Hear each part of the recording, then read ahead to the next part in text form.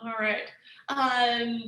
So I guess officially welcome back on the recording here. Um, all right. So, one thing kind of on the record, I decided over the reading break because I haven't had a ton of people show up, and by that I mean like 3 people have showed up to my office hours in the whole term. So I've decided to just make them by appointment. Honestly, I'm around all the time. So just let me know when you want to meet and we can just meet and I'm available just pretty well always on short notice. And so, and if not, well, I'll just let you know. But I posted my teaching schedule on Moodle just so you know when I'm teaching other courses. Obviously, I can't meet then, but otherwise, anytime you want to meet is fine. So office hours, I'll put it here for the not two of you who aren't here today. So office hours will be by appointment anytime, and I really do mean anytime. It's fine. I'm just home most of the time.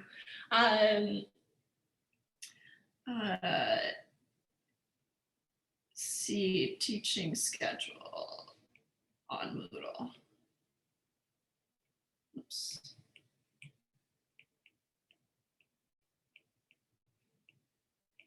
For times I will be unavailable.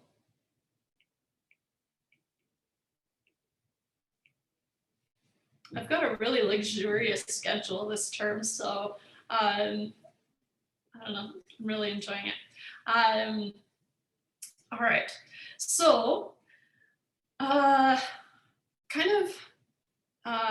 maybe, okay, so one thing that I've been wondering about, because we are kind of short on time, we're still fine, but with these quizzes cutting into our Fridays, one thing that I was going to suggest, and I'll kind of just get you to put your preference in the chat maybe,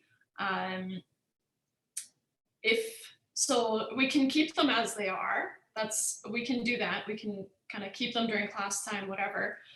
Or another option that I was thinking about was if I just have them open from Wednesday morning till Friday night, and then then they'll have a time limit, and then you can just pick a time to do them.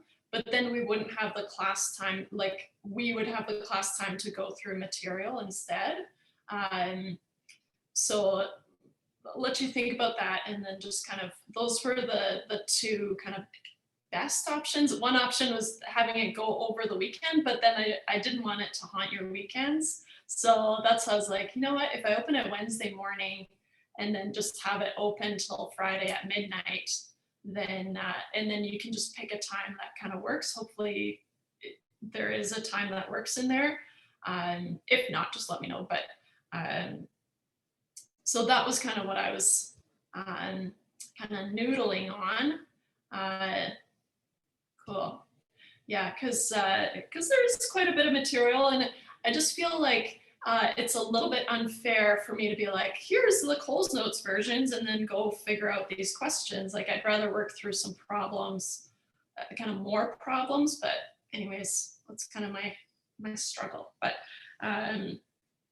so we'll see what you guys want to do, and then we'll implement it this week. So if you want to have a quiz still on Friday, or if I just open it up and have it open for a few days and have a time limit on it instead. I'm thinking a little bit shorter.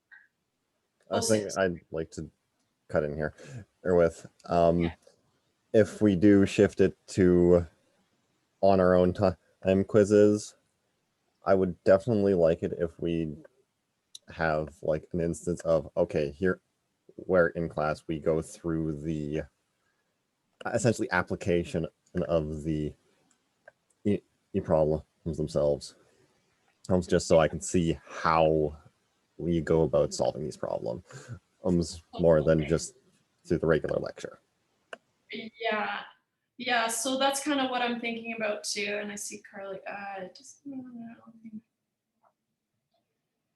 Yeah, so if you did kind of want me on standby, you could let me know before, like a little bit in advance, and then I could, you know, you can text me if there's something that you're like, hey, what's going on here?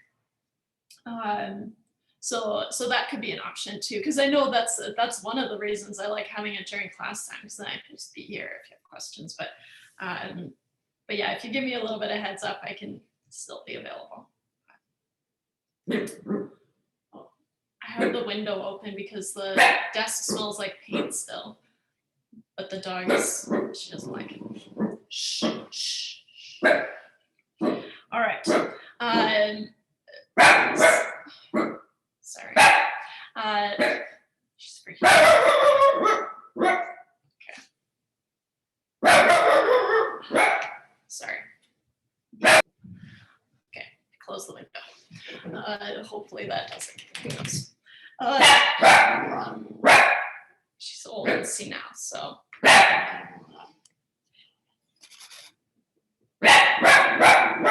Well, shh. And that's actually bad.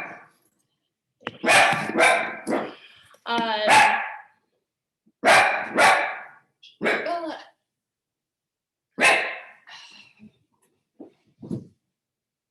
That's enough. There. Go under here. All right.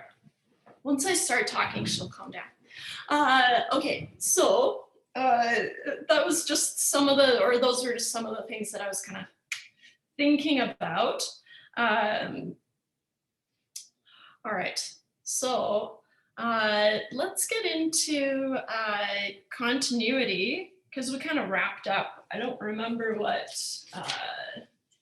well, yeah, we finished with kind of limits, some kind of tips and tricks on dealing with limits. One of the limits that I had on the test was, I think I said it in the announcement, I think that I sent out, but it was a little bit harder than I wanted it to be. So I used it as a bonus, I think. So, and I went through and your marks are all updated on Moodle. So I'm really bad at keeping on top of that stuff. So anyways, I did it. Okay, so 2.5. We're not doing 2.4. It's the precise definition of the limit, and we're not going to go down that route. So let's talk about continuity. So if you think about continuity in terms of a graph, well, if you have a graph, then, and I asked you, hey, is this thing continuous? And let's just go grab from that handout that I posted, right? If we have something like this, and I just asked you, hey, intuitively, where is this thing continuous? You would probably tell me that, oh, it's continuous up until this point, right? And then it looks like we have this discontinuity, and then it's continuous all the way up until this point, and then we've got a discontinuity, and then it's continuous, and then we've got a discontinuity, and then it's continuous, etc. So we have a pretty good idea of, okay, if I look at a graph and I'm able to kind of draw the line without lifting my pencil, I've got this continuous function. But we need to think about that in terms of math, right? And so what we can do is we can connect that to limits, right? And so what we say is that if the limit, so we know how to find the limit at 1, for example, right? Well, from the left, it looks like the limit, if we had a value here, let's say it's 1, it looks like it would be around 1. Let's just pretend that, so we can talk about it, right? So from the left, oops, it looks like we would come in on 1, and then from the right, it looks like the limit might be 1. But for continuity, what we say is that, okay, well, the limits from the left and from the right have to be the same as as the function evaluated at that point. Otherwise, you've got a discontinuity. Right? And so let's just bring in that little definition here. Where is it?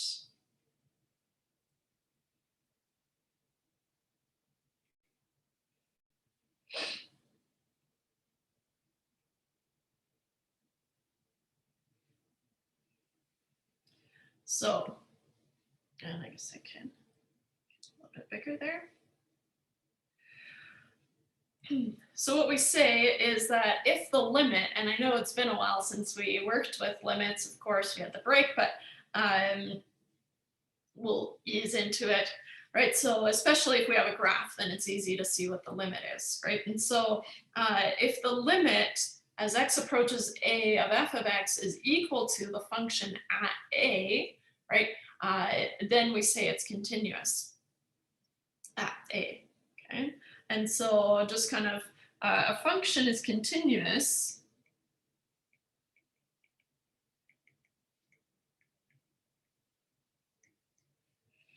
if we can draw the graph without lifting our pencil, essentially, right? So anytime that you're lifting your pencil, then you have a discontinuity. So a function is continuous if we can draw its graph without lifting our pencil. Oops. Okay. And so here, and I guess I can, this was part of an example, I think, but it was just like a nice looking graph to use. Oh yeah. So we'll actually do that example, but right, and so from this definition, right, there are a couple of things that we need to say. Okay, well, just being able to say that if the limit at it, or going as x approaches a is the same as the function at a, well, it implies a couple of things, right? So it implies that, of course, the function is defined at a, otherwise you have a discontinuity there, right? It implies that the limit exists, right? Which might not always be the case, right?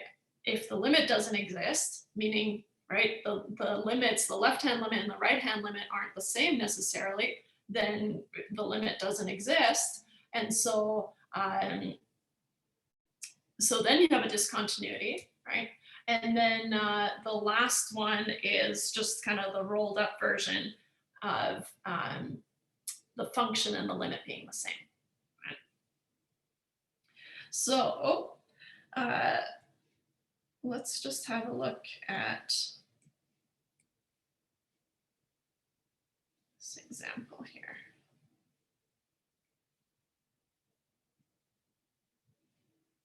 And I actually wanted to add another scenario to this graph where we have kind of this vertical asymptote situation. Maybe something like that, right? Because that's another situation that we haven't really addressed here, where the limit doesn't exist, but it's a special case where the limit doesn't exist, right? And so, okay, let's say this is at 6, just to keep it simple. So we've got this graph, and we see that, okay, so we've got a discontinuity at 1, and I'm just going to circle these here, right? At x equals a, or x equals 1, sorry. At x equals 1, and just to kind of put it into words, well, the limit exists, right? The limit at x equals 1 exists, but f of 1 doesn't exist, right? So since f of 1 does not exist, right? So then the other spot, or the next spot rather, is here at x equals 3, right? And here, f of 3 exists, right? The function exists at 3. It drops down into the negatives and then it picks right back up here. We've got this jump discontinuity, right? And so we say, okay, well, at x equals 3, right, we've got a discontinuity since the limit doesn't exist, right? Since the limit as x approaches 3 of f of x does not exist, right? The left-hand limit does not equal the right-hand limit. And we call this a jump discontinuity.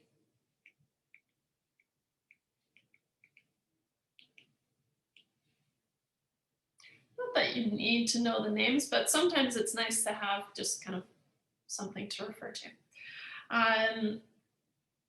The next spot, right? So here at x equals 5, then we've got this situation where, okay, well, the limit exists, right? And the function exists, but they're not the same, right?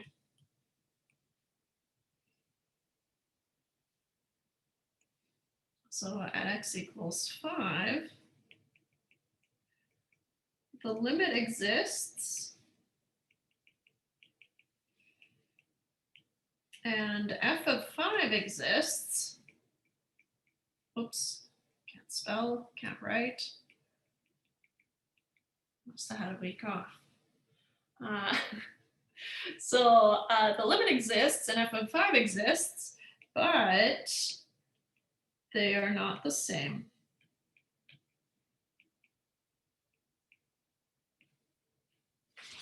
Could you write that out as limit at x going to 5 of fx does not equal f to the 5? Okay. Yeah, so the limit as x approaches 5 of f of x does not equal f of 5. Perfect. Good. And then I've got in my notes here, this we would call a removable discontinuity, right? Because we easily could shift this dot down and we could make it continuous, right? If we just define the function to be at the limit. But that's just kind of a side note. Oops. Removable discontinuity.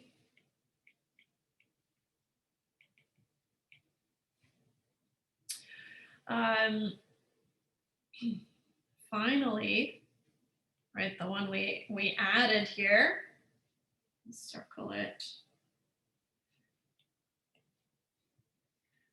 At x equals 6, so the limit doesn't exist, but also the function's not even defined at this point, right? And so at x equals 6, x equals 6 is not in the domain, right? So at x equals 6, the limit does not exist. The limit as x approaches 6 of f of x does not exist. And f of 6 is undefined.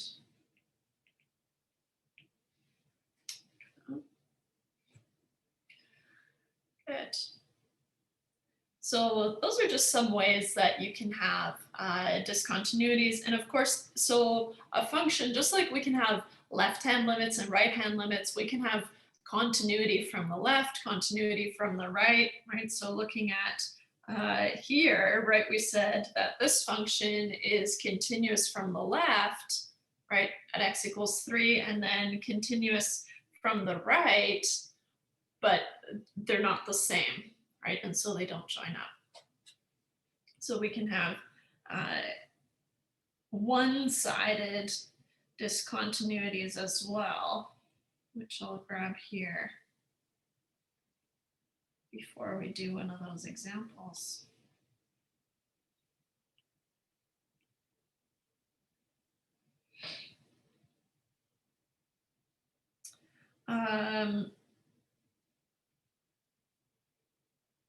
So the function is continuous from the right if, as x approaches a from the right, f of x is equal to f of a. So essentially, if the continuity limit kind of definition applies from the right, then it's continuous from the right. If it applies from the left, then it's continuous from the left, right? So if we refer back to here, right, f of 3 is defined and it is the limit from the left, right? So this would be a continuous from the left situation. So in figure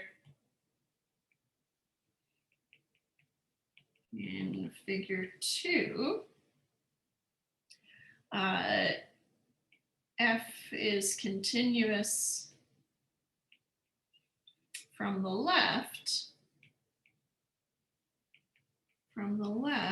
at x equals 3, right? Since the limit as x approaches 3 from the left of f of x is equal to f of 3.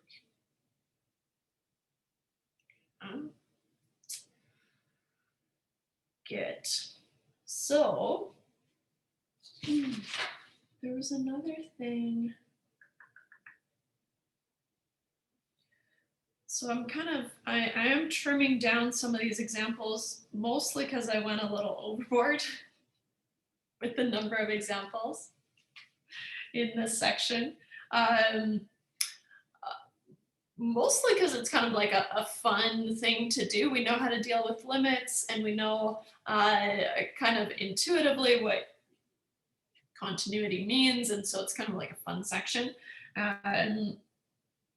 But let's do example 2a.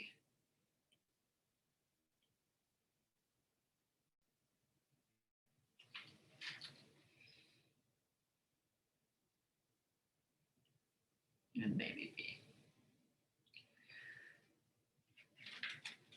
So were each of the following functions discontinuous, right? So continuous, sorry. Discontinuous, keep wanting to say continuous. Well, the first thing we're going to look out for are, well, what's our domain of this thing, right? And so just looking at part A to start, right? If we have f of x is x squared minus x minus 2 over x minus 2, we know, okay, I've got division, so I need to keep an eye out for division by 0. So I need to make sure that I remove x equals 2 because I can't have x equals 2. It's not in the domain, right? And so here, x equals 2 is not in the domain of f of x. So what does that mean? Well, it means that f of 2 is not defined. So f of 2 is not defined. All right. So it can't be continuous at x equals 2. Therefore, f can't be continuous at x equals 2. All right, so discontinuity. Okay, let's do B as well, just so we have a little bit more exposure here.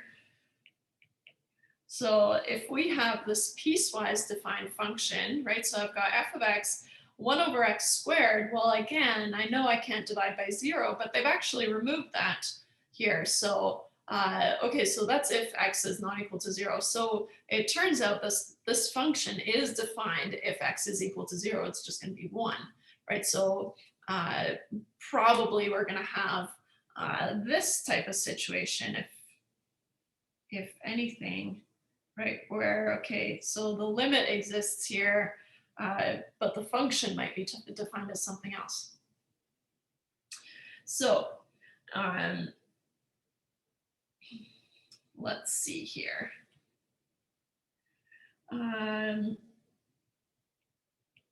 We see that f of x f of 1, f of 0, I don't know why I said 1. F of 0 is 1. We see that f of 0 is 1, so the function is defined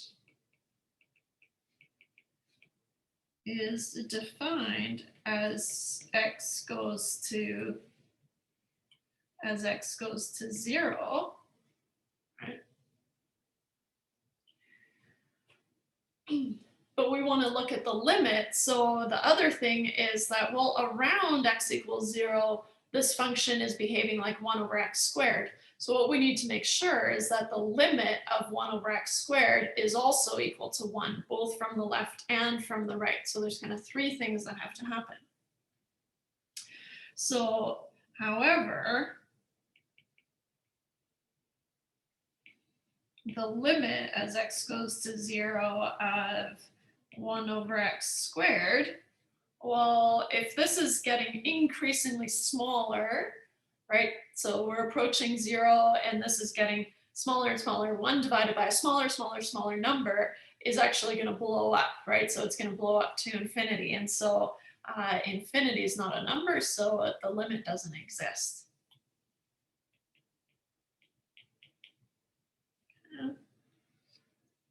So, and just to keep it on the same page here, I'll say therefore f of x is discontinuous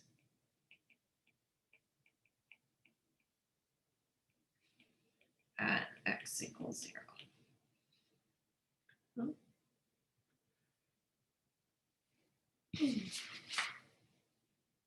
Okay.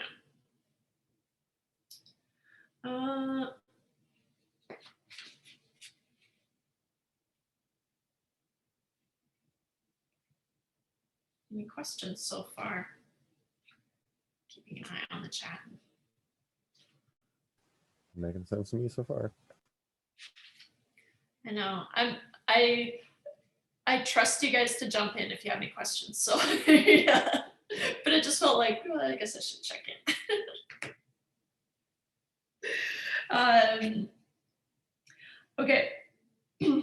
So you can have, like we saw in that first figure, right? We can have a function that's continuous on an interval, right? It doesn't have to be continuous all over the place, but it can be continuous on an interval. So I'm not even going to paste this one in, but it is nice to have. So a function is continuous on an interval, of course, if it's continuous at every number in that interval. Okay.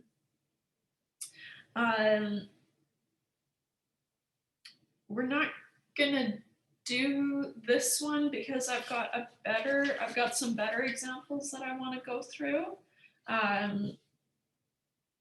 But what would we have to do, right? Let's just kind of talk around what we would have to do here. So we want to show that this function, which looks like this, right, is continuous on the interval from -1 to 1. So what we would need to do is we would need to check the limits from, I guess, from the right and from the left, kind of weird that, but we check the endpoints and then we make sure that the limits are the same as the endpoints. Okay. But it's a lot of work. You can work through it, but that's what you would have to do. But what I wanted to introduce and what we'll use for a lot of these questions that I actually do want to do, like I said, I kind of went overboard on the number of examples here, but these 2 boxes we're going to use quite a bit. So one thing to keep in mind is that, okay, well, if I've established that one function is continuous and another function is continuous, then if I add 2 continuous functions together, well, they should be continuous as well, right? Same thing if you're subtracting, multiplying by a constant, multiplying 2 continuous functions, or even dividing the functions, as long as the function evaluated at that point is not 0 in the denominator. So we're going to use that a lot because what we're going to be able to do is we're going to be able to pick apart a bigger function and say, well, that's just two of these small functions that I know what they look like added together, for example, right? And so what's really nice is we have this theorem that says, okay, well, all of these functions are continuous for every number in their domains. Okay, so that's the hiccup. We have to find the domains of these things. But as soon as you see a polynomial, as soon as you see a trig function, an exponential function, a rational function is, remember, a polynomial over a polynomial. Roots, inverse trig functions, log functions. I don't think I can think of any other functions that we would want to deal with, right? And so a lot of these functions that we have to work with are going to be covered here. The key is that it's only for every number in their domains. That's where they're continuous, right? Which makes sense. Polynomials, right? If you draw a polynomial of even degree, you'd have some sort of parabola here. There's nothing to say, okay, well, it just keeps going to positive infinity, right? So our domain is all real numbers, right? And so rational numbers, or rational functions rather, we might have some kind of asymptotes, right? If values aren't in the domain, I'll delete this, but I will bring these guys in. So the key part here is as long as values are in the domain, so are continuous at every number in their domains. That's important. Okay. So then if I say, okay, you're going to have a trig function multiplied by a polynomial, okay, that's weird and it looks nasty, right? But if we can tease it apart and say, okay, well, I can figure out the domain of this polynomial is all real numbers. The domain of this trig function might be all real numbers, thinking sine and cosine, for example. So then if I have multiplied them together or added them together, then by this previous theorem, I can say, well, then the sum of these, for example, would also be continuous. Right? So those are the ones that I wanna work with a little bit. So we're gonna do example 6 here.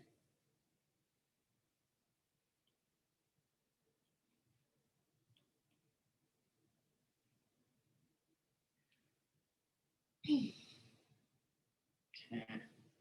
So looking at this thing, right, that looks terrible. No, thank you, right? We've got the natural log of x, plus the inverse tan of x, and then I've got essentially divided by a polynomial. And so what I need to think about is, okay, well, I can pick apart this function, and that's going to serve us. So that skill of being able to say, okay, well, this is just one function plus another function divided by another function, right? That skill is going to come in real handy, especially for Calc 2, if that's where you're headed, which I assume. So, right, being able to kind of tease apart little big functions into smaller functions is really useful. So in this case, right, we can do a combination of, okay, well, I'm adding two functions, but then I'm also dividing by two functions, right? So I can pick this thing apart and I can figure out what the domain is, right? The overlapping domain of this thing. And then it'll be continuous on every value in the overlapping domain. Okay. So f of x will be continuous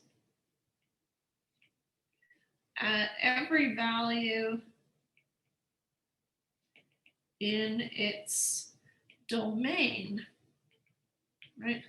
And so the domain will be the overlap of the domain of the natural log of x, the inverse tan of x, and the x squared minus 1, making sure that x squared minus 1 is not equal to 0.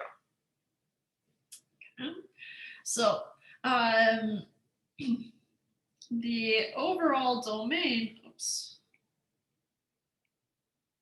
the overall domain of f of x will be the overlap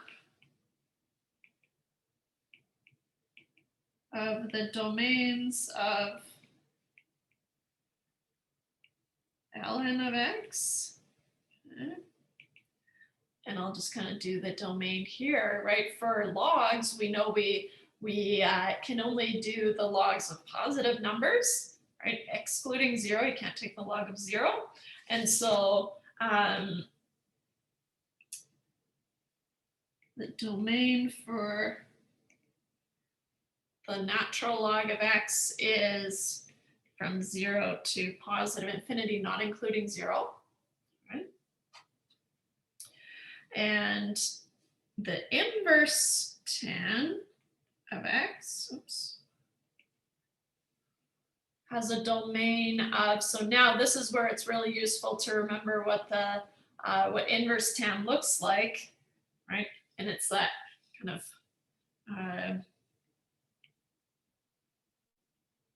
like this-ish, right? Kind of drawing a blank, but I'm pretty sure.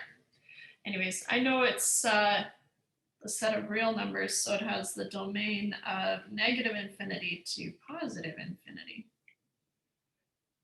So that's good. That one's not a troublemaker, right? And then on its own, right, we've got this polynomial x squared minus 1. So x squared minus 1 has a domain of all real numbers as well, right? But overall, f of x is not defined when x squared minus 1 is 0. So we'll add that in the mix as well. So we'll talk about x squared minus 1 on its own has a domain of, because we've established that polynomials have the domain of all real numbers. So they're not troublemakers at all.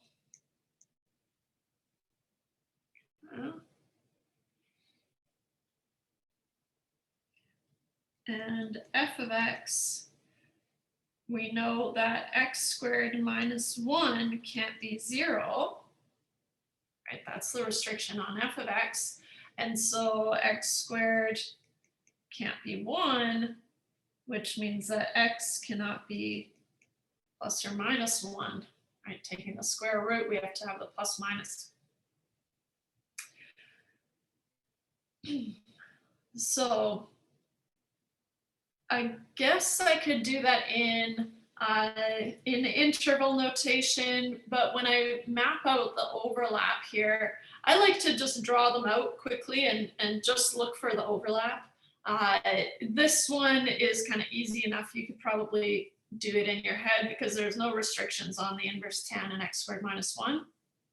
So the only restrictions are, well, you have to be greater than 0, can't be equal to 0, but also, so we don't really care about -1 because we already said you have to be greater than 0.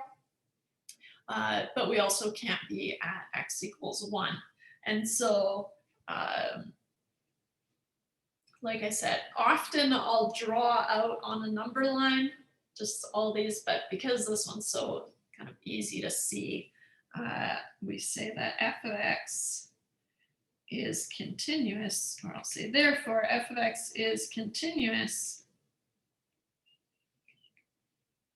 on 0 to 1, but not including 1, and not including 0, picking up at 1 again and going to infinity in interval notation.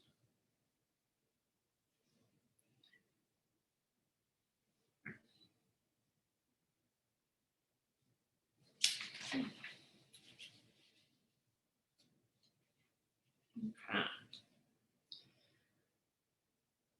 So,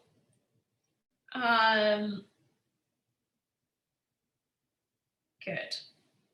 So knowing that pretty well any function that you can think of as continuous. Negative infinity.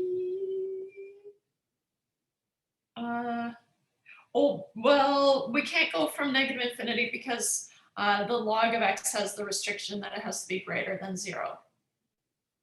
So that logs off that whole negative infinity bit.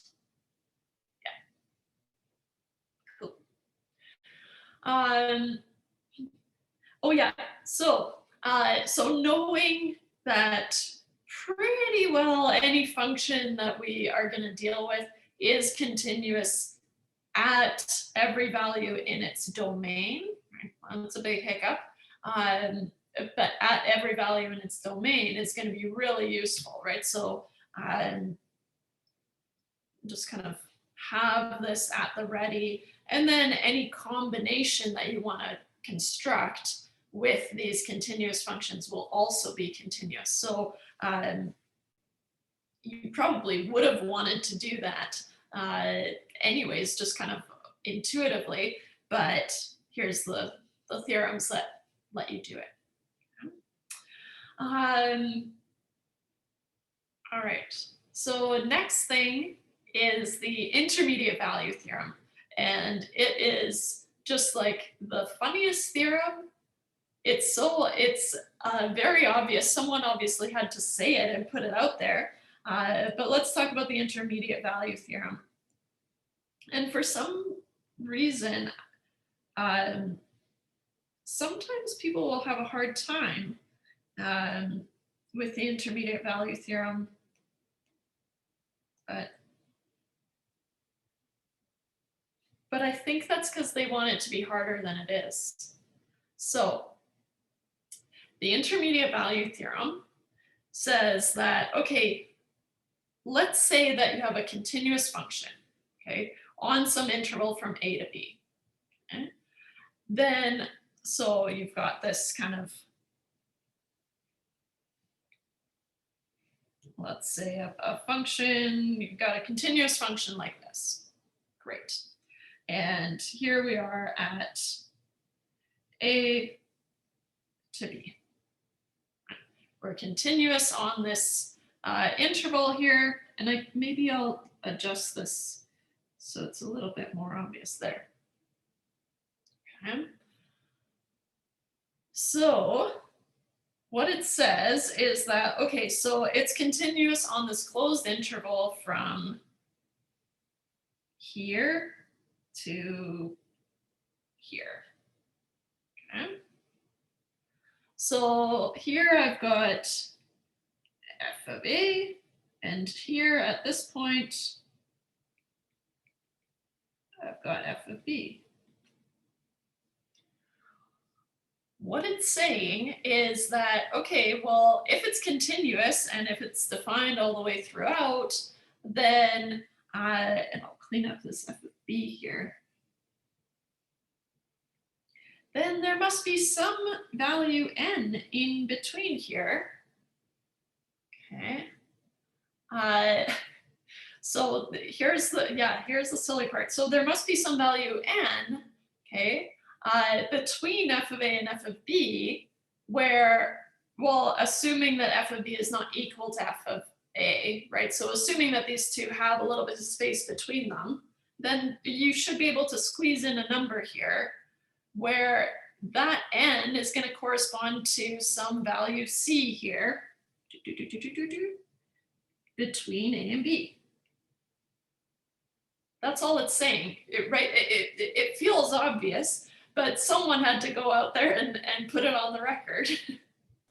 This sounds kind of like a more wordy explanation for horizontal little test.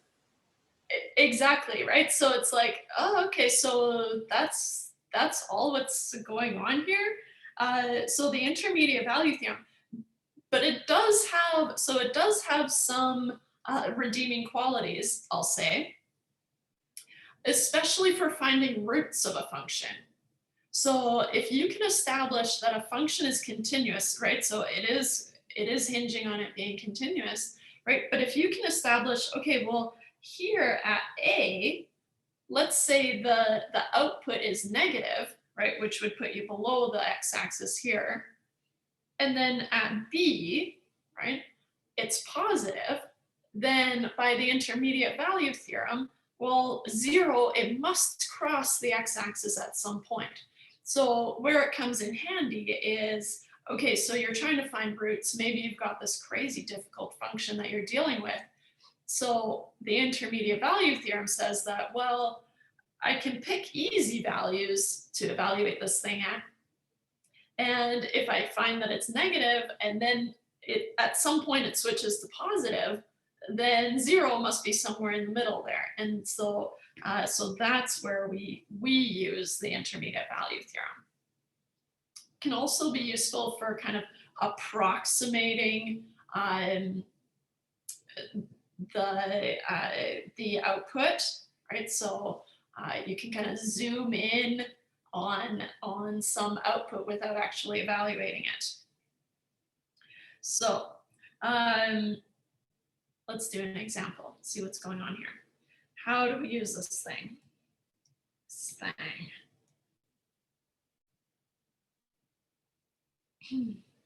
Oh yeah, and we can have more than one solution, right? But usually we're just looking for one, but of course it allows for multiple solutions. But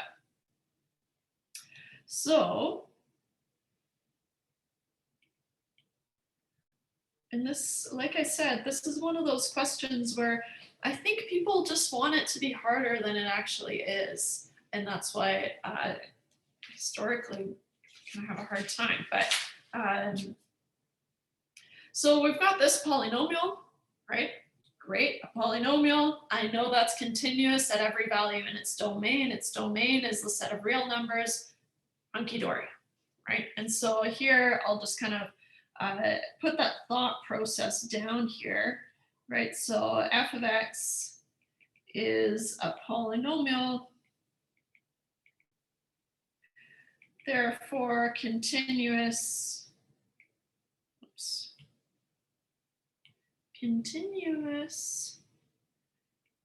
on negative infinity to infinity. And so what we want to do is we want to show that there's a root of the equation between 1 and 2. So we're given those endpoints, right? So somewhere between 1 and 2, we want to show that this thing crosses the x-axis. So explain that here. We want to show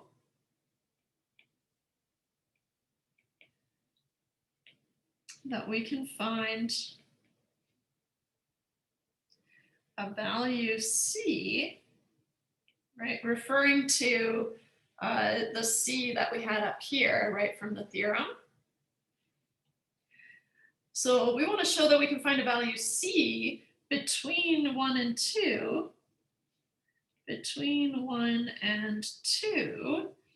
such that f of c is equal to 0. If I'm given endpoints, I'm just going to use those endpoints, and then if I have to, I might go in closer and closer and see what happens, right? But as long as one of my outputs is negative and the other output is positive, then by the intermediate value theorem, it has to switch from positive to negative at some point in between there. So what I'll start with is let A be 1 and B be equal to 2, and N be 0 in theorem 10, or in the intermediate value theorem, IVT. And I'll call it theorem 10 here. So what I'm going to do is I'm just going to evaluate this function at A, which is 1. So f of 1 is, well, we've got this big function, 4x to the 3 minus 6x squared. So 4, 1 to the 3 minus 6, 1 squared, okay, plus 3 times 1 minus 2.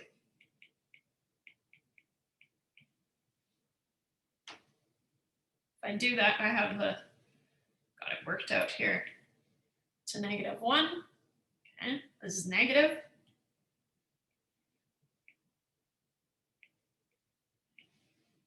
Right. So now what I'm going to do is I'm going to go on the other side, right, at b, which is 2. So now I'm going to do the same thing and evaluate this thing at 2 and say, okay, well, 4 times 2 to the 3 minus 6 times 2 squared plus 3 times 2 minus 2 puts me at positive 12, which of course is positive.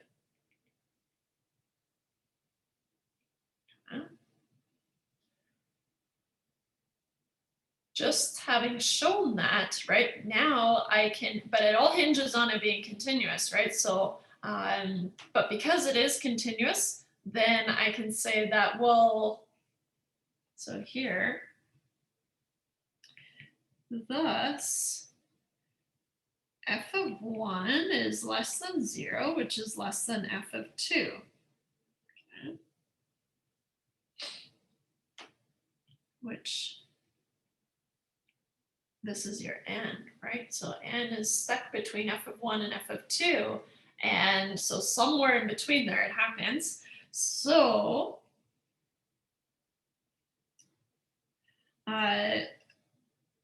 whoops.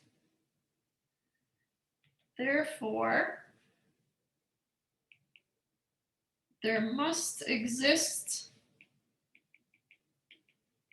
a c, right, between 1 and 2, between 1 and 2, such that f of c is equal to 0, which is equal to n in general.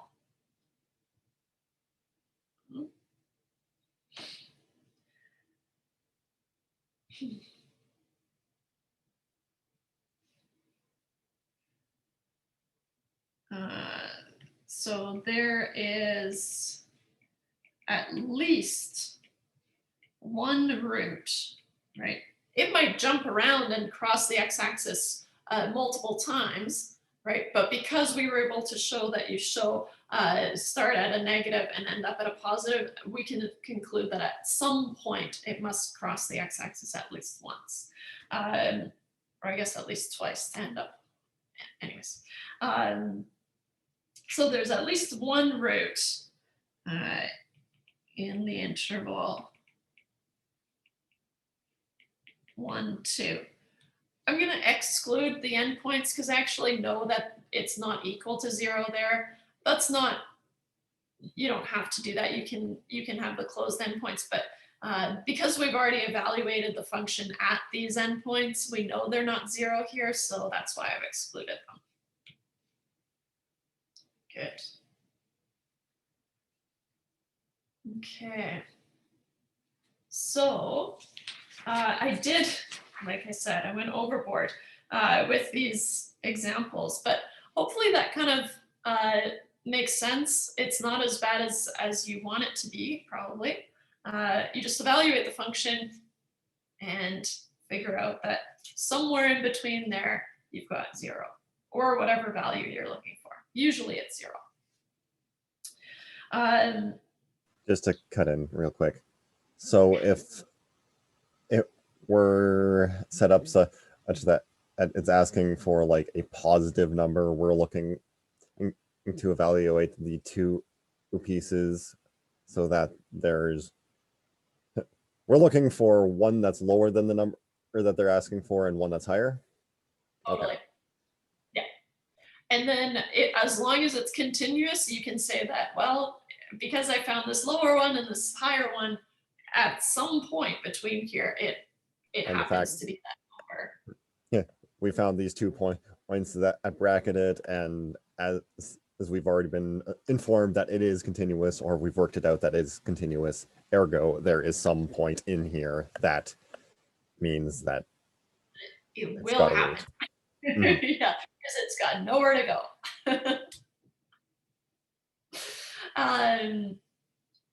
Oh yeah, so this is kind of a fun exercise. It's not something that's going to come up on a test or anything. It's just kind of like a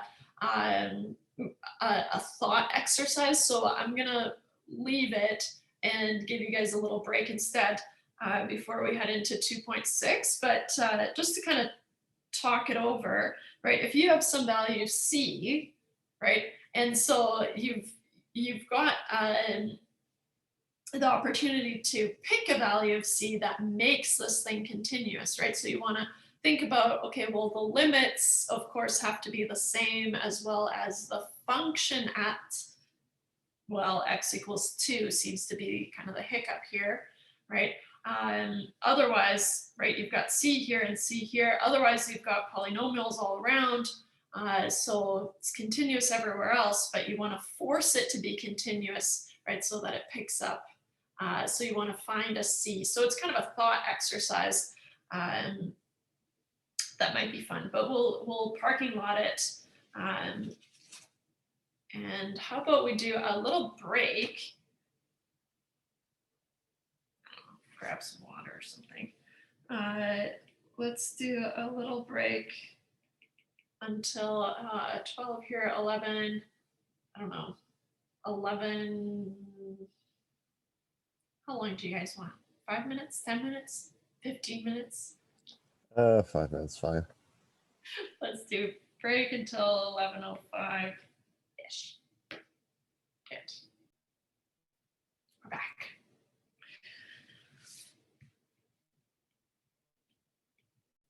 Okay. So we've talked about infinite limits, right, where the limit becomes infinity, which isn't a number, but it's a special behavior, right, of a limit that doesn't exist.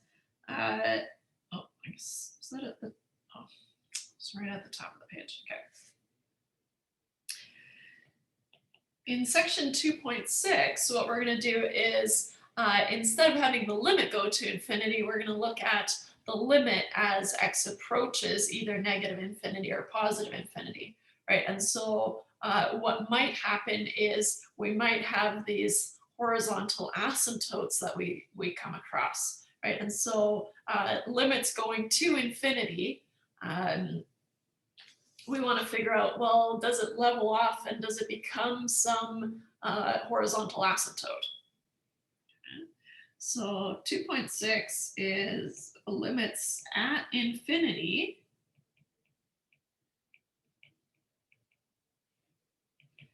And I'll just copy it out here. Semicolon, horizontal asymptotes.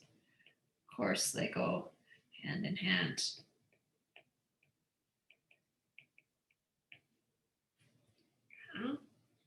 So just kind of do a little blurb here. So in this section,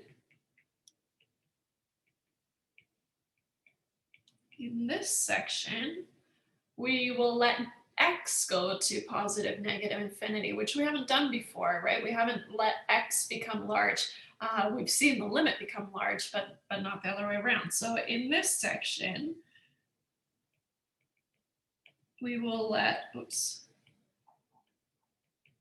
we will let x go to positive or negative infinity, depending on the situation, and see what happens to y.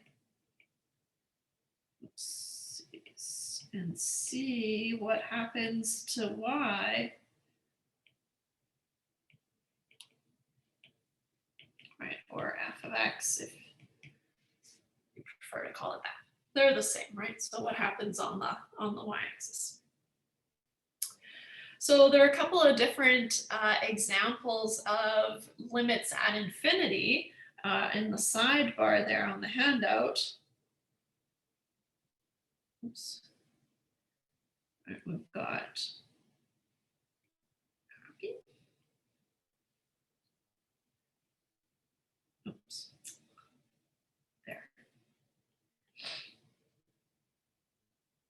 All right, so we've got a couple of different scenarios, right? So we can come, we can cross over that horizontal asymptote and then we can approach it from underneath, right? So we can have this kind of horizontal asymptote this way, or we can come from above and we can level off.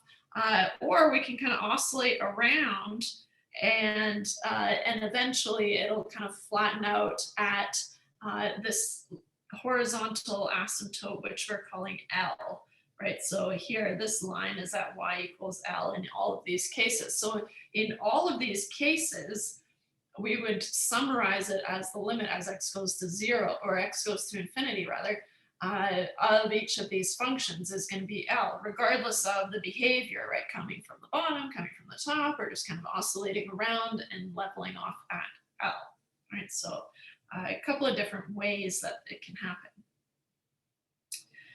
happen. What I want to do is I want to kind of combine these two definitions, okay? So I'll bring them in, but then I'll just kind of show you what I mean. Oops. There. So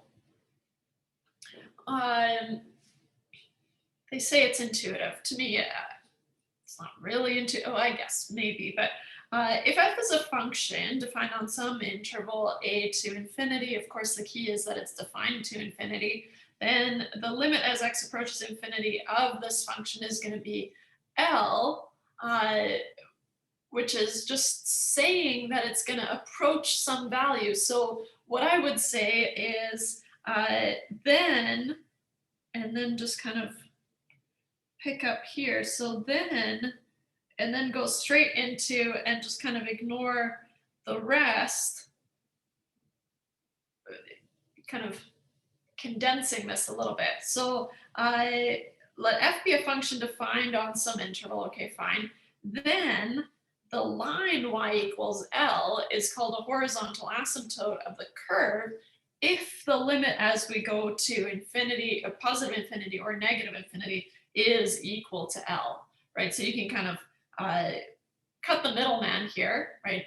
Okay, so we are allowed to make the limit L, but if the limit is L, then you've got this horizontal asymptote, and that's what we're going to be interested in, right? So if you just kind of smush those together, it makes it a little bit, I don't know, nicer to read at least. So you can have different horizontal asymptotes, whether you're going in the negative direction or in the positive direction. And the one function that we already talked about today, or this is the positive and this is the negative direction, sorry, it's kind of small, is the inverse tan of x, which here it's confirmed, looks like this. Hey, you didn't copy.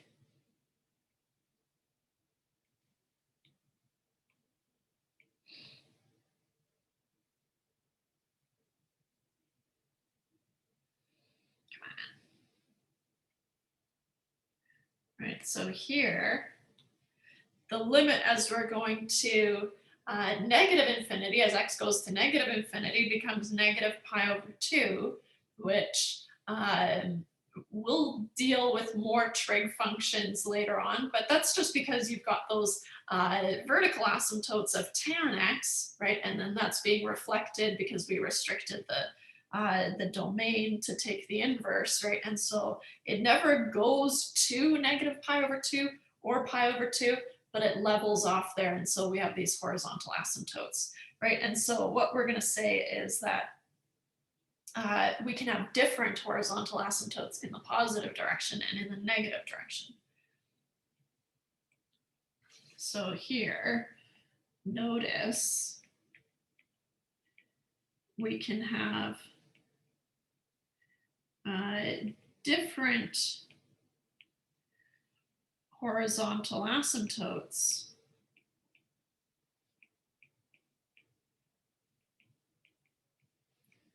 as x goes to negative infinity versus x going to positive infinity. So here we'll say that the limit as x goes to negative infinity, oops, right, going out this way, of the inverse tan of x is negative pi over 2. And then on the other hand, if x is going to positive infinity, then it's going to be positive pi over 2. It really helps to know what these graphs look like, right? So definitely inverse tan, kind of remembering what it looks like is really going to help figuring out these limits. But you'll kind of accumulate them as we go along, which ones are handy. Inverse tan of x is pi over 2. Okay. So we can have multiple horizontal asymptotes. I mean, we can only have 2 at max, right? But that's still a lot. Okay. So one kind of major thing about letting x go to infinity and trying to find the limit is that, well, infinity is not a number, right? And so so what happens is we can't apply our normal limit laws and just plug in infinity because infinity is not a number, right? And so one kind of big important thing is that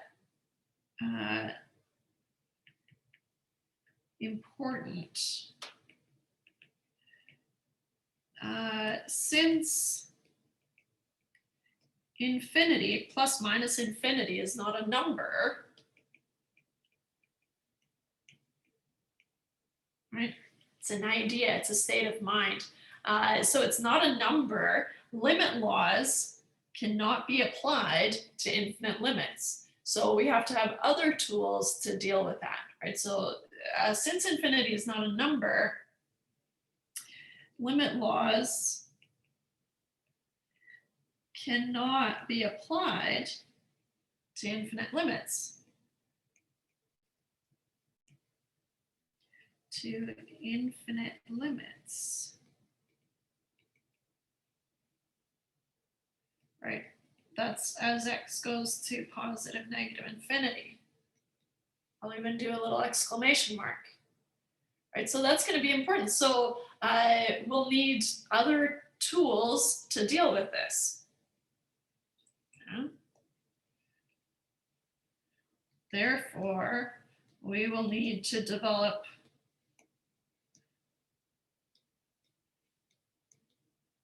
other tools for finding limits at infinity.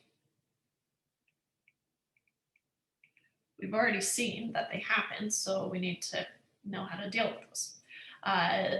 For finding limits at infinity.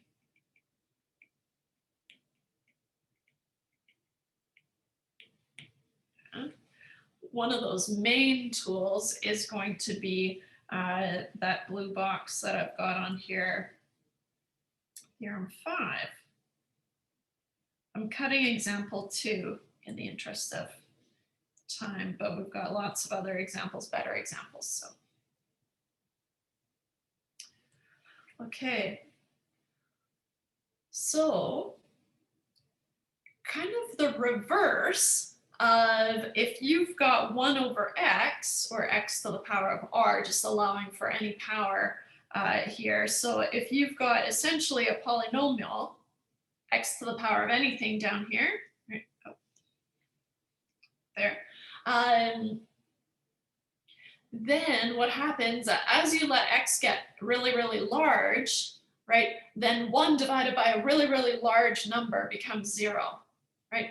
Whether that's a really, really large positive number or a really, really large negative number, it's going to go to 0, right? Which is kind of the opposite of what we said. Well, if x is going to 0 and I'm dividing by a really, really small number, then it's going to shoot up to infinity or negative infinity, depending on the situation, right? So it's kind of the opposite of what we have been doing, right? So now I've got 1 divided by a really, really large number, and if you kind of think about it, it's going to limit out to 0, right? And so we're going to use this fact that if we divide by a really, really large number, then it's going to go to 0. So here,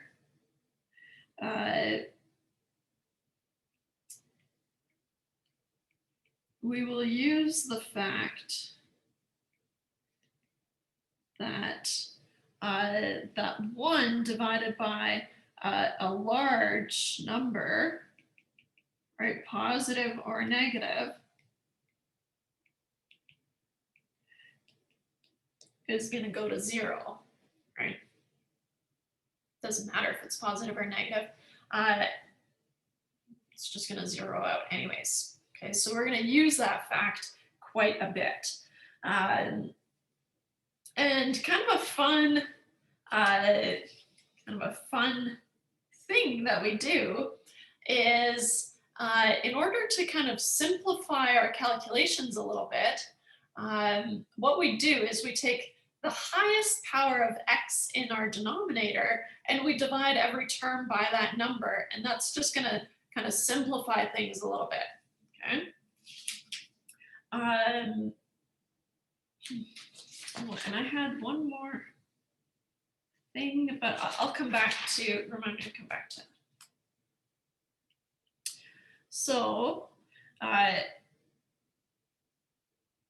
if we need to find the limit at infinity, right, of any rational function, so as soon as you have a polynomial over a polynomial, as soon as polynomials are involved,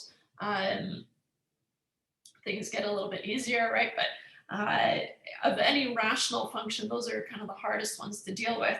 So if we need to find the limit, I'll write it down here.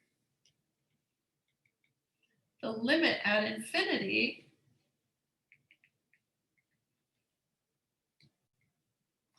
of any rational function, and just kind of a side note here, that's a polynomial divided by a polynomial.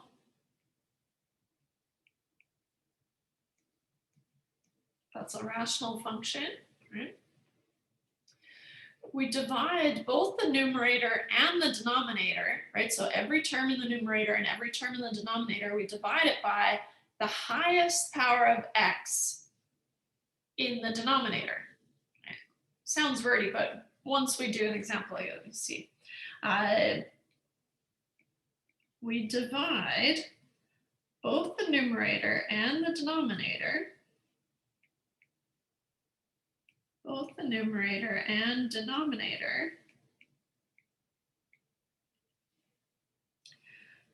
by the highest power of x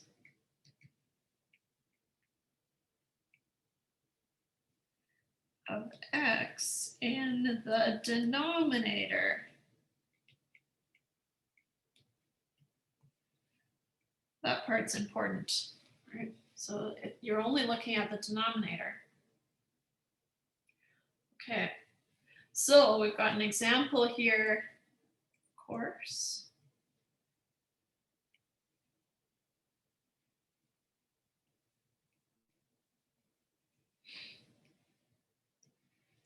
So I've got a polynomial divided by a polynomial. It's a rational function. And so that's when I'm going to be able to use this trick, right, to simplify things. Because if you're looking at this and you're trying to tackle this problem with just the tools that we have so far, you can say, okay, well, this would be easy if infinity was a number, then I could just plug that in and make sure I'm not dividing by 0 and everything would be fine, right? Because a polynomial divided by a polynomial, I can just plug it in, as long as I'm not dividing by 0. But now, because I'm letting x go to infinity, things are a little bit different, right? So I've got 3 times infinity squared, that's huge. Minus infinity, okay, so a little bit less than huge, but still huge. Minus 2, well, it doesn't really do anything. And then same thing here. So because infinity is not a number, we can't really do that anymore, right? And so what we do is we figure out, okay, well, x squared is the highest power of x in the denominator, right? And so here, x squared is the highest power, highest. I did it again. It's because I said it out loud. Highest. Maybe it should be largest. Anyways, it doesn't matter. Is the highest power of x in the denominator. Okay. So now what I'm going to do is, well, so I can divide both the numerator and the denominator by x squared. And so it's not just the power, it's x to the power of 2 is what I'm going to be dividing by. And what that's going to do is it's going to simplify these things quite a bit. So we divide both the numerator and denominator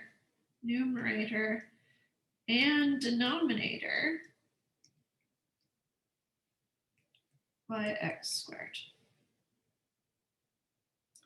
So I'll write it down here. The limit as x goes to infinity. Now this only works if you're letting x go to infinity, right? So you've got all these kind of checkpoints in your mind where it's like, okay, x going to infinity, everything we've done so far is out the window, no limit laws apply, I have to deal with this in a special way, right? And so first thing you're going to do is check, do I have a rational function?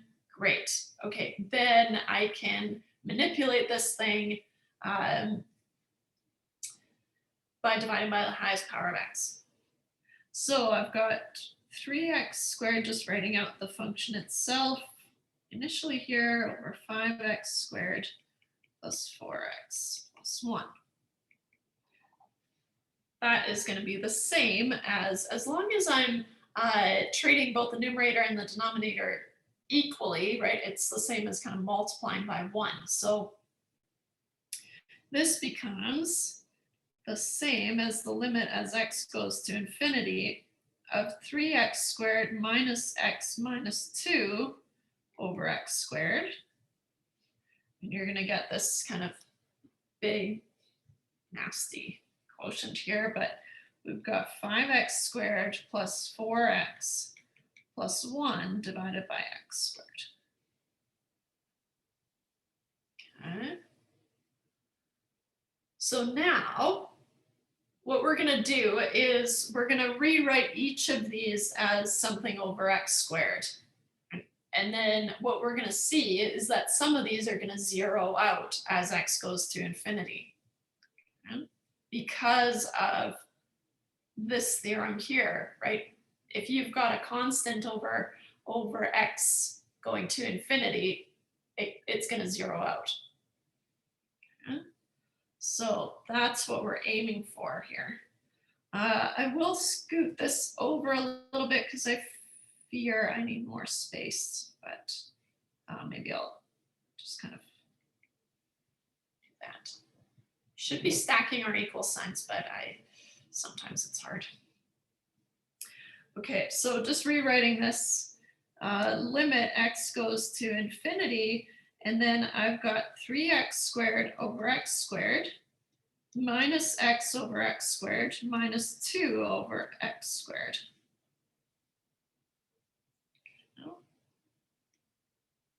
Over 5x squared over x squared plus 4x over x squared plus 1 over x squared.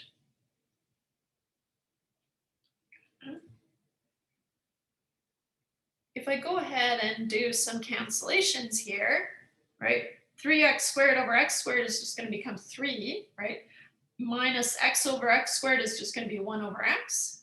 And then I've got minus 2 over x squared. I can't do any cancellations, right? So now we're going to do the cancellation stage here. The limit as x goes to infinity of 3 minus 1 over x minus 2 over x squared.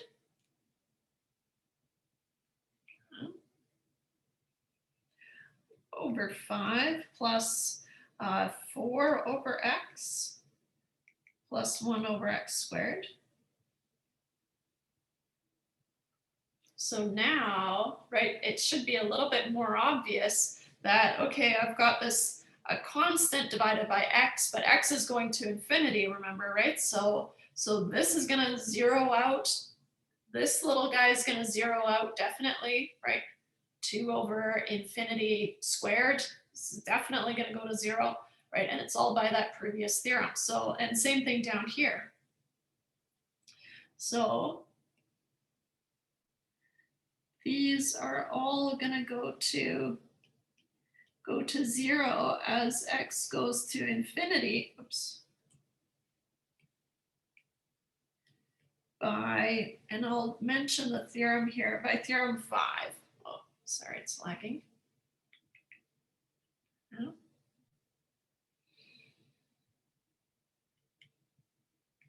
By theorem number 5. Right.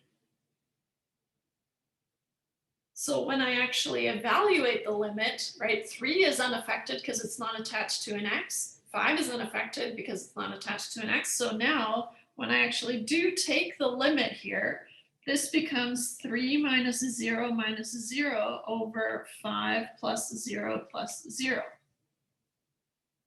which of course is 3 over 5.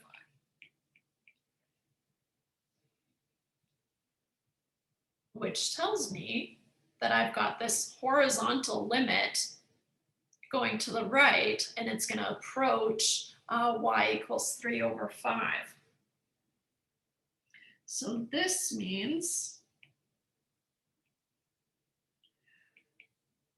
that y equals 3 over 5 is a horizontal limit, or sorry, a horizontal asymptote, I should call it.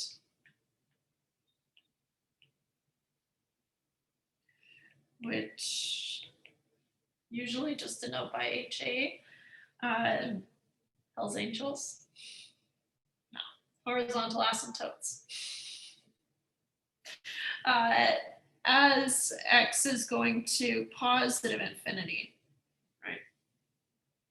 We could use the same argument for going to negative infinity, but in this case, if we just kind of scroll back, right, the behavior as x goes to negative infinity would be the same also by theorem 5, right? It doesn't matter if I'm divided by negative infinity or positive infinity. These are both going to zero out, right? Or all going to zero out. So by the same argument, we would find that y equals 3 over 5 would be a horizontal asymptote in the negative direction as well. So by the same argument, y equals 3 over 5 is a horizontal asymptote as x goes to negative infinity as well.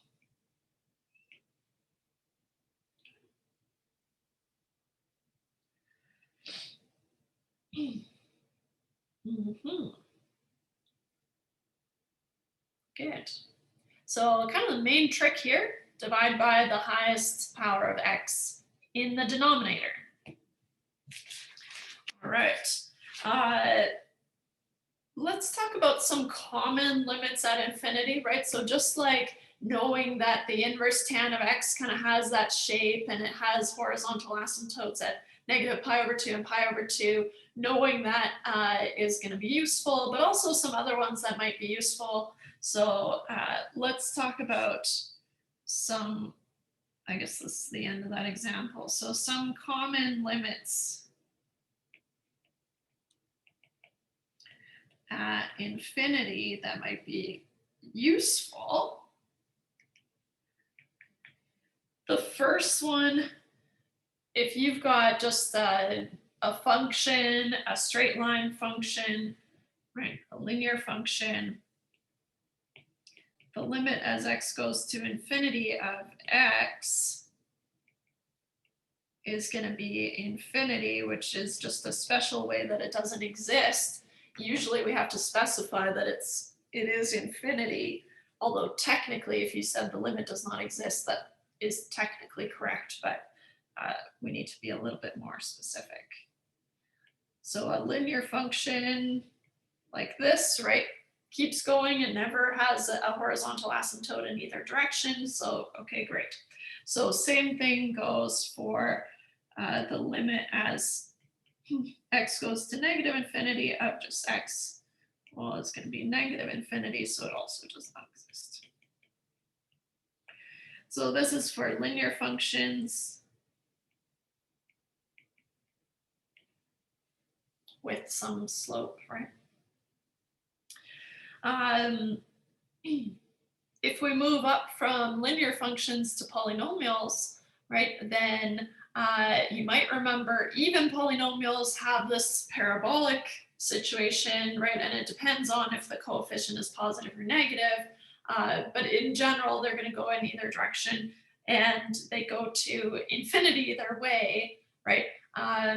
Or if you have an odd polynomial, then you've got this kind of situation, or if you have a negative coefficient that's going this way, right? So same idea. You're heading towards infinity in any case. So we can write that a couple of different ways here.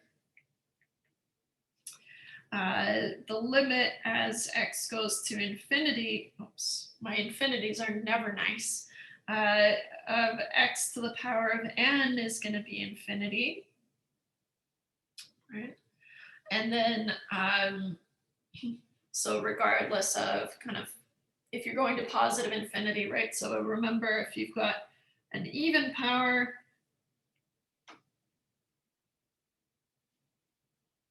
n is even, or if n is odd, so you'll see here, right, n is odd. It's nice to be able to remember what those graphs look like, because then I have a pretty good idea of if there's going to be any horizontal asymptotes, right? In this case, no. So same breath here, the limit as x goes to negative infinity of x to the power of n. Well, as x goes to negative infinity, right, I'm going up to positive infinity if n is even, but I'm going to negative infinity if n is odd, right? So it depends on what's going on here. If n is even, and of course the limit as x goes to negative infinity of x to the n is negative infinity if n is odd. Yeah. So, and of course we're just ignoring the negative coefficients, we're just assuming positive coefficients here, but this can be summarized as, so this says polynomials do not have horizontal asymptotes, right? So in general, we can just say, well, it doesn't really matter what's going on. A polynomial is not going to have a horizontal asymptote. So this says polynomials do not have horizontal asymptotes.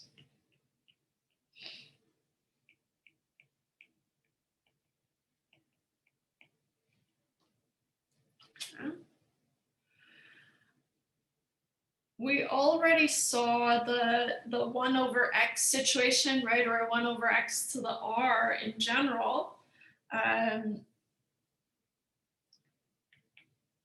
So, but I'll add it on here because it is one of the most common infinite limits here. So the limit as x goes to infinity of 1 over x to the r is 0. But also the limit as x goes to negative infinity, oops, of 1 over x to the r is also 0.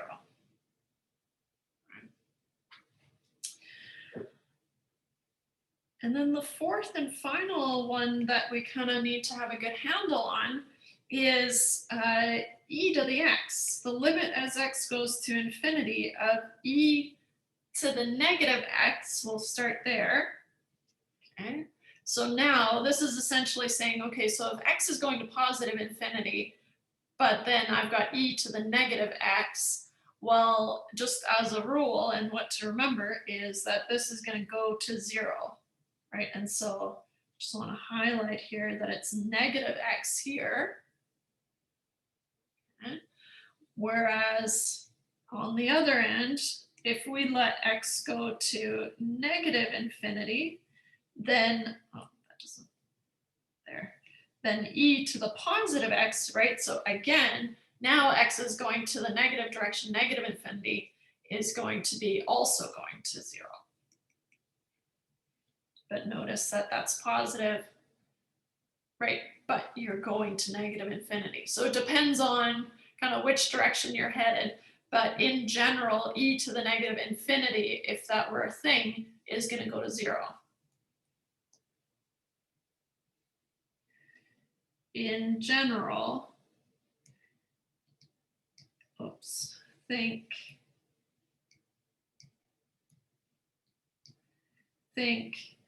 e to the negative infinity is going to go to 0, right? I don't dare say equals. That's not real math, right? But in my mind, that's how I remember it. E to the negative infinity, okay, it's going to 0 out. Right? And you can think about the graph of e to the x, right? Like this. So as soon as you're heading in the negative direction, right, of e to the x, or e to the negative x would be going the other way. Anyways, doesn't matter. We need to remember that e to the negative infinity is going to go to 0, right? So it's going to slope down. Yeah, exactly. Towards 0. I don't dare say equals here, but basically the limit goes to 0, or the limit becomes 0, but it doesn't actually go to 0. Good. Yeah, so those are going to be good to kind of have a handle on, right? Specifically those last two that we covered. Good. Okay. Let's do one last example before I have to release you. Let's do example 4. Kind of the biggest example on here, actually. Maybe I'll put it down here on its own page. So here, even though this doesn't really look like a rational function, right? Because I've got this root here, I can still apply the same method of dividing by the highest power of x, right? In this case, I've got 3x in the denominator, and that's it. So what I can do is I can divide both the numerator and the denominator by x. Okay. So here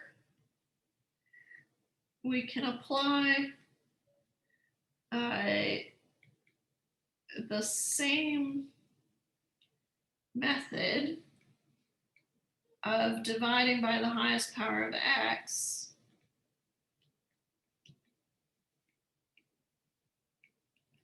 the highest power of x in the denominator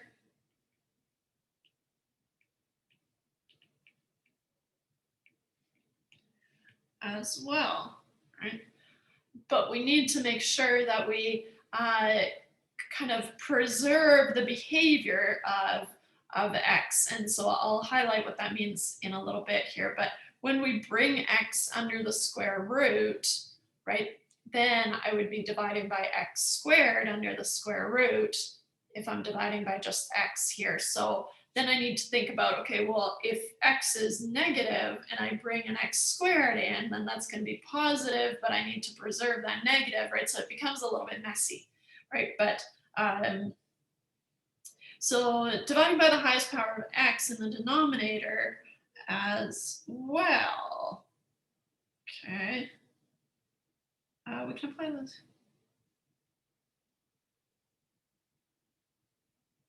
As well for radicals. I want to throw in radicals here as well for radicals. I guess it should say the denominator for radicals as well. Okay. Just painful to read. You can apply the same method. What I'm trying to communicate is simple. What I'm trying to say is hard. We can apply the same method of dividing the highest power of x in the denominator to radicals there as well. Sold. Moving on. Okay. So because we want to find horizontal and vertical asymptotes, okay, so vertical asymptotes, just thinking back to way back before, are likely to happen at points that are not in the domain, right? So that's where things like kind of go up towards infinity together, or kind of split and go to negative infinity or positive infinity. Let's focus on the horizontal asymptotes because that's what we're dealing with in this section. But then vertical asymptotes we've already dealt with, right? And said, okay, well, I'm going to figure out what values of x are not in my domain, and then look at limits as I approach there to see if things are if there's an asymptote there. Okay. So, but we'll focus on the horizontal asymptotes.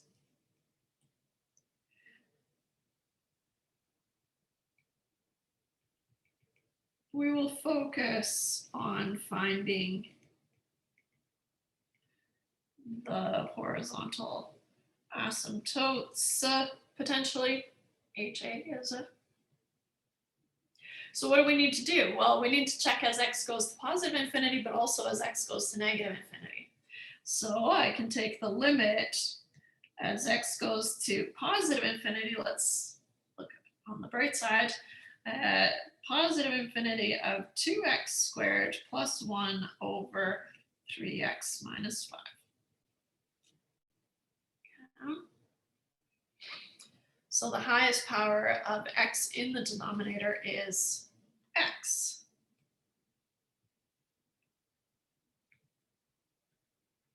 Highest power is just x. Okay. So this becomes the limit as x goes to infinity of the root of 2x squared plus 1 divided by x divided by 3x minus 5. So far, I'm just doing over x. I'm doing the exact same thing that we did earlier, right? I'm dividing by the highest power of x. So now what I want to do is, in order to kind of cancel out like I was doing earlier, right, I'm going to need to bring this x into the square root, which means I need to make it x squared. So here, I'll just make a little note here. 1 over x is the same as the root of 1 over x squared for x greater than 0, right? So as x goes to positive infinity, right, x is greater than 0, of course. So for positive values of x, I can just rewrite 1 over x as the root of 1 over x squared. Okay? So what this becomes is, well, then I can rewrite this limit as x goes to infinity. Now it's all under the root 2x squared plus 1 over x squared divided by, and I'll just kind of cut to it here. Well, maybe not. 3x over x minus 5 over x. Okay.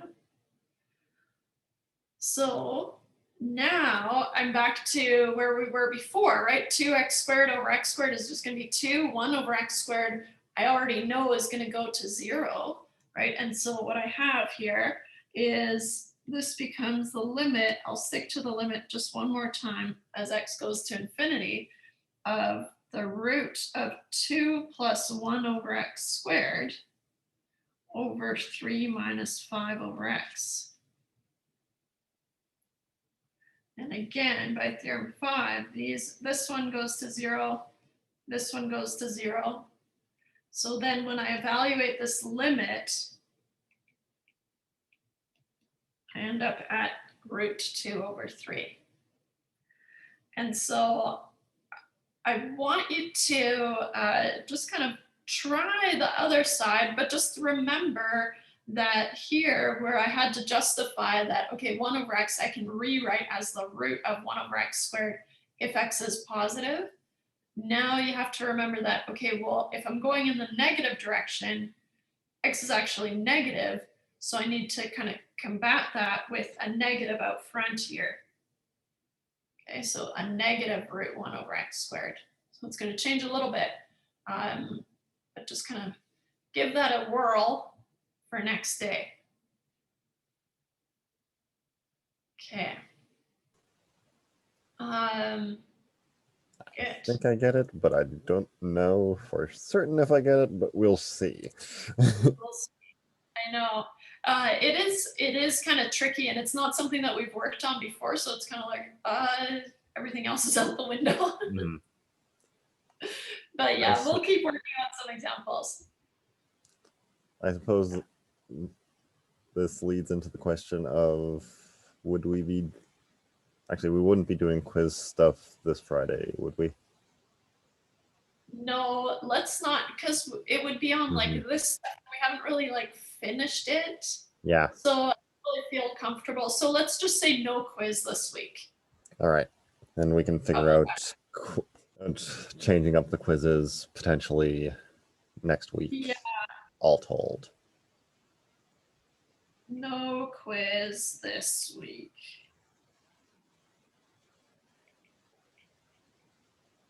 Sad face?